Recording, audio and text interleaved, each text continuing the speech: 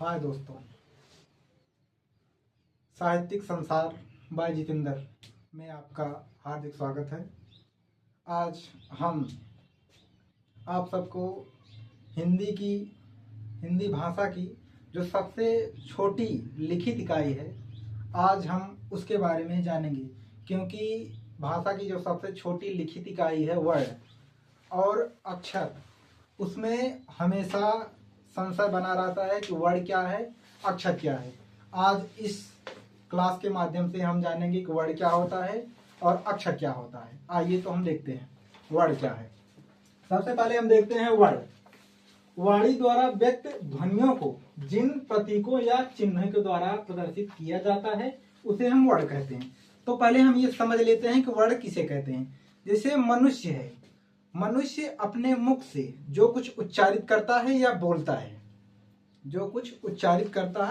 बोलता है, उसके मुख से जो आवाज या ध्वनियां निकलती हैं, उसको हम जिस चिन्ह या प्रतीक के माध्यम से हम व्यक्त करते हैं या प्रदर्शित करते हैं, उसी को हम वर्ड कहते हैं। सबसे पहले हम जानते हैं, जैसे मनुष्य जो कुछ बोलता है, उसके मुख से जो ध्वनि निकलती है, उसको उसी ध्वनि को जब हम किसी चिन्ह का रूप देते हैं या प्रतीक का रूप देते हैं, उसी को हम वर्ड कहते हैं। अब हम जानते हैं कि अक्षर क्या है। अक्षर जैसे हम देखते हैं कि वर्ड में जब स्वर जुड़ जाता है तो उसे हम अक्षर कहते हैं। इसे भी समझ लेते हैं। जैसे हमने वर्ड को, जो कुछ हमारे मुख से ध्वनि निकली, उसे हम जो चिन्ह या प्रतीक दिया, उसी को हम वर्ड कहे। और वर्ड में जब जैसे ये का है, इस का में ये हलंत है, ये आधा है। जब इसमें स्वर जुड़ जाता है, ये आ जब स्वर जुड़ा तो इसका पूर्ण रूप हुआ ये। अब ये अक्षर हो गया। इसे हम अक्षर भी कह सकते हैं, वर्ड भी कह सकते हैं। तो वर्ड जो होता है उसमें स्वर रहित होता है, उसमें स्वर नहीं होता।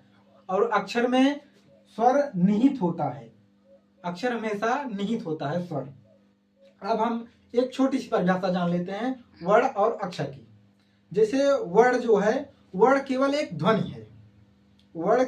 ध्वनि है।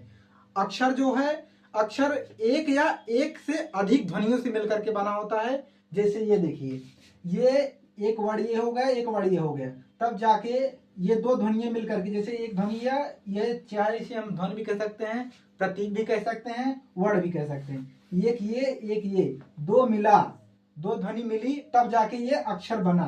और वर्ड जो है एक सिर्फ ध्वनि है, वो अकेला मात्र एक ध्वनि है। जैसे ये जो कुछ हमारे मुख से निकला, वो सिर्फ एक ध्वनि या चिन्ह के रूप में हमने लिखा, वही वर्ड है। और जब उसमें हमने स्वर को जोड़ा, तब वो जाकर के अक्षर बना। तो ये छोटा सा अंतर रहा। आप लोगों को अगर अच्छा लगे तो इसे लाइक, शेयर, सब्सक्राइब करें और आगे भी शेयर करें।